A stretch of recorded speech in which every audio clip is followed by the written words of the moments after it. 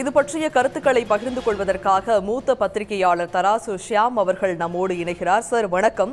தற்போது திமுக விசிக இடையே எந்த விரிசலும் இல்லை. அக்டோபர் 2 நடைபெறும் மதுவிலக்கு மாநாட்டில் திமுக பங்கேற்கும் என்று திருமாவளவன் தெரிவித்திருக்கிறார். அது பற்றிய உங்களுடைய பார்வை?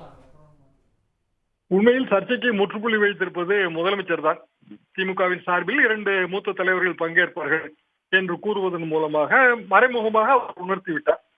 அதாவது திமுக கூட்டணியில் விசிக தொடர்கிறது என்பதை. மது ஒழிப்புக்கும் மது விலக்குக்கும் வித்தியாசம் இருக்கு. மது ஒழிப்பு எல்லோருமே மதுவை ஒழிக்க வேண்டும் என்று பாடுபடுபவர்கள் தான். மது மற்றும் போதைப் பொருள் பயன்பாட்டை ஒழிக்க வேண்டும். மது விலக்கு என்பது சட்டம்.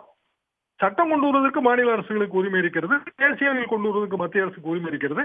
நமது அரசியல் சாசனம் எப்போது அமலுக்கு வந்ததோ அப்போதிலிருந்து மது விலக்கு பற்றிய, மது ஒழிப்பு பற்றிய இந்திய அரசின் கொள்கையாக அது இருந்து வருகிறது. ஆனால் 4 மாநிலங்களில் தான் இன்றைய தேதிக்கு மது விலக்கு அமலில் இருக்கிறது. 1 பீகார், 2வது குஜராத், 3வது மிசோராம், 4வது நாகாலாந்து.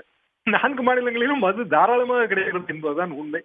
மது விலக்கு என்பது ஸ்டேட் பாலிசியாக வர வேண்டும் என்று வற்புறுத்தினால் அது காரிய சாத்தியம் இல்லை. இந்தியா முழுவதுமே அது காரிய சாத்தியம் இல்லை. மதுவை ஒழிக்க வேண்டும், மதுவுக்கு எதிராக பிரச்சாரம் மேற்கொள்ள வேண்டும் என்று வலியுறுத்தினால் அது சாத்தியம்.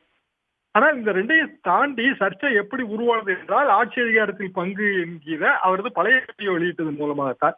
அது இப்போது தேர்தல் பிரச்சனை, அதை பற்றி இப்போது பேசுவதற்கில்லை என்று கூறி திருமாவளவன் அவர்கள் அதிலிருந்து, அந்த சர்ச்சையிலிருந்து விலகிவிட்டார். எனவே திமுக கூட்டணியில் அவர் தொடர்கிறார் என்றுதான் நான் பொருள் கொள்கிறேன். இணைப்பில் கருத்துக்களை பகிர்ந்தமைக்கு நன்றி சார். உடனுக்குடன் செய்திகளை தெரிந்து கொள்ள சன் நியூஸ் பெல் ஐகானை கிளிக் பண்ணுங்க.